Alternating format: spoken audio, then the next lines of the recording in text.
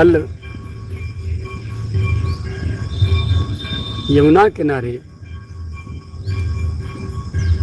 जहाँ किशनपुर एक डला, दो गांव आपस में पास में हैं, जहाँ उनकी चर्चा थी, एक डला में ऋषिकल्प नाम के एक बहुत ही बड़े धुरंधर विद्वान, बड़े सरल, बड़े सदाचारी, बड़े मर्यादा संपन्न, बड़े तितिक्षु, बड़े त्यागी, बड़े सहज, सर्वगुण संपन्नता जब होती है तो गुणों से संपन्न जो व्यक्तित्व होता है उसके मन मस्तिष्क में कई बार अपनी गुण संपन्नता का एक अहंकार आ जाता है। और अहंकार एक इतनी अति सूक्ष्म वस्तु है, इतनी सूक्ष्म वस्तु है कि चित्र के कोने में कहाँ छिपा रहता है। आप संसार से बच के जीवन जी रहे हैं, ठीक है, विकारों से बचकर जीवन जी रहे हैं, ठीक है, आपका आहार, व्यवहार, विचार, वृत्ति, रहनी, स्वभाव सब कुछ शास्त्रानुकूल, मानवतानुकूल और संतत्व के अनुकूल सब कुछ है।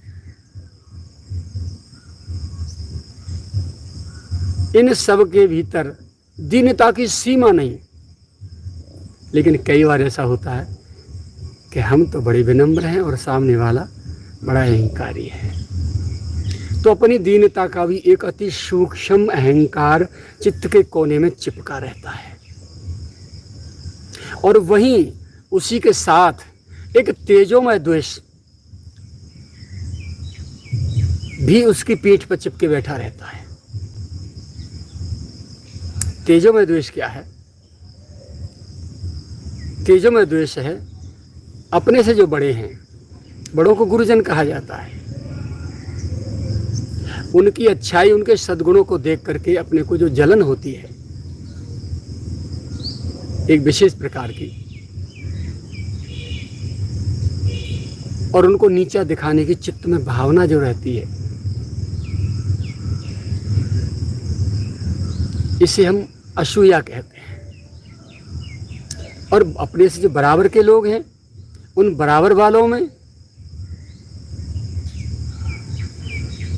यदि हमसे कोई आगे जा रहा है निकल के, तो उसमें ईर्ष्या आती है। उसके गुणों को, उसकी गति को, उनकी अच्छाइयों को देख करके, उसकी वृद्धि को देख करके जो चित्त में जलन होती है उसे ईर्ष्या कहते हैं। अपने से छोटे हैं, जो सद्गुणी हैं, अच्छे हैं, भले हैं, सर्वगुण संपन्नता है, उनको देख करके चित्त में जो जलन होती है उसे घृणा कहते हैं। ये तीनों मिलकर के तेजोमय द्वेष कहलाते हैं। उनकी अच्छाइयों को देख करके, उनको बढ़ता हुआ देख करके हमारे चित्त में एक प्रकार की जो जलन होती है, एक आग जलती रहती है, उसे देख करके हम जो जलते रहते हैं उसे तेजोमय द्वेष कहते हैं। और ये बड़े बड़े अच्छों में होता है। और महान आश्चर्य की बात, महापुरुषों के निकट रहने वाले सेवकों में तो बहुत ही ज़्यादा होता है। इस तेजोमय द्वेष नामक शत्रु से तो महापुरुष भी अपने स्वजनों को नहीं बचा पाते। कारण कि सेवा और श्रद्धा की सवारी तान के आता है।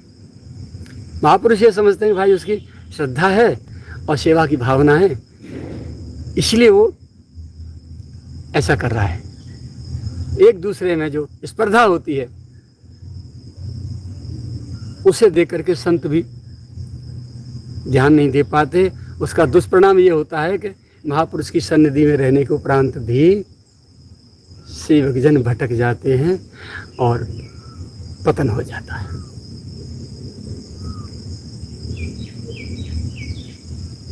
तो जिनके भीतर समस्त सद्गुण भरे हों, उसके बाद दीनता हो, अहंकार न हो,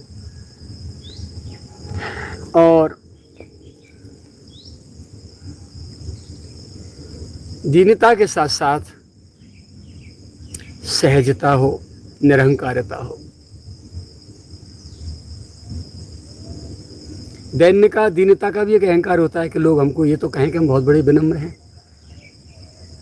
तो ये अहंकार की गंध भी चित्त में न रह जाए। और फिर चित्त में क्या होना चाहिए? अपने प्रियतम, अपने सद्गुरु भगवान के प्रति अगाध प्रेम, अगाध समर्पण, अगाध श्रद्धा। अनेकों भावों की तरंगें हृदय समुद्र में हिलोरा लेती रहें, उनमें अपना दिल और दिमाग, मन मस्तिष्क झूमता झूमता गोता लगाता हो।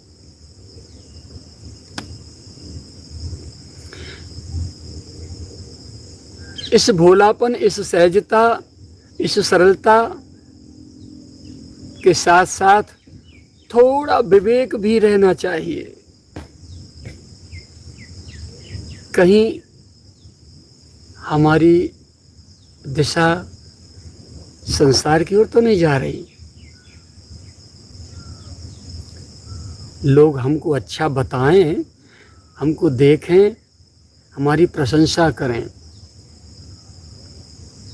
कंचन तजनो सहज, सहज त्रिया को नेह, पर मान बड़ाई ईर्षा तजनो दुर्लभ एह। प्रबल बैठे हैं धुरंधर, कामनी कंचन के त्यागी, परंतु प्रतिष्ठा, शुक्र विष्ठा को त्यागने वाले सूरवीरों की गिनती तो बहुत कम है। या ये कहिए कि साधना करते करते, सदगुरु प्रदत्त साधना करते करते करते करते करते पूर्ण विनम्र भाव से, पूर्ण दैन्य भाव से, पूर्ण समर्पण के साथ पूरा जीवन बीत जाए और जीवन के अंतिम क्षणों में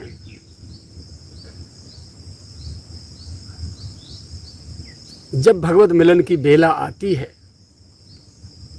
तो वह तीन खाई, पुरुष साधक के लिए नारी और नारी साधक के लिए पुरुष।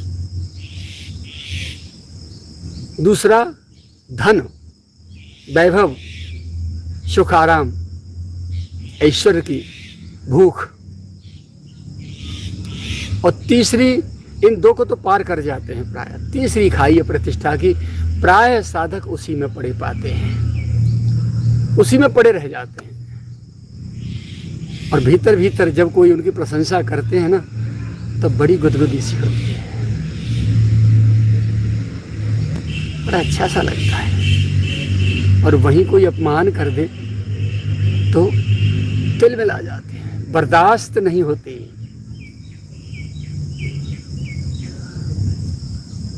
मेरी कटु वाणी को सुनकर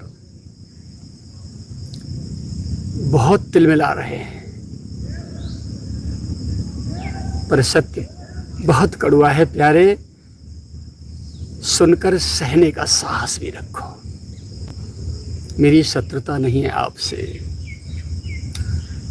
या कोई सिद्धांत बखान कर रहा है तो उनको अपने में देखो। कैसे? जैसे दर्पण है ना, शीशा में जब आप अपना मुख देखते हैं तो अपने चेहरे पे जितनी कालिक, जितने दाग, जितना भी कहीं कुछ लगा होता है, वो दर्पण, वो शीशा, वो आईना, वो हमको दिखा देता है, बता देता है कि तेरे में ये कमी है। तो उस शीशा को तो कोई तोड़ता नहीं, अपितु उसमें देख देख करके अपनी चेहरे की सारी गंध को उसको साफ करके अच्छा नीट एंड क्लीन बना लेते हैं। अपनी मतलब जो दोष हैं, जो कमियां हैं, उनको दूर कर देते हैं, अपनी सफाई कर देते हैं। तो फिर कोई दूसरा जो हमारे जीवन में आने वाली जो विकृति है, जो दोष हैं, बुराइयां हैं, वो हमको दिखा रहा है तो शीशा हो गया ना, वो हमारे लिए दर्पण हो गया। फिर उससे ईर्ष्या क्यों? उससे ईर्ष्या नहीं होनी चाहिए। बाबा कबीर जी ने तो कहा है, निंदक नेरे राखिए आंगन कुटी छवाए, बिन साबुन पानी बिना निर्मल करे सुभाए। कपड़ा साबुन और पानी से साफ होता है, माता केवल अपने पुत्र का मल साफ करती है, लेकिन निंदक तो पूरे संसार का अपनी जीभ से मल साफ करता है निंदा कर करके। माता हाथ से साफ करती है और निंदक जीभ से साफ करता है। तो कौन बड़ा हितैषी हुआ और कौन ज़्यादा सम्मानित हुआ? इसलिए महापुरुष कहते हैं अद्वितीय चिंतन होता है इन महापुरुषों का। संसार से अलग ले जा करके पटक देते हैं। बेटा अब यहाँ सोच तू अपने लिए। अब तक बहिर्मुखी होकर दूसरों को देख रहा था कि तू ऐसा कि वो ऐसा कि वो ऐसा कि वो ऐसा कि वो ऐसा। अब अपने गलीबान में देख तू कैसा।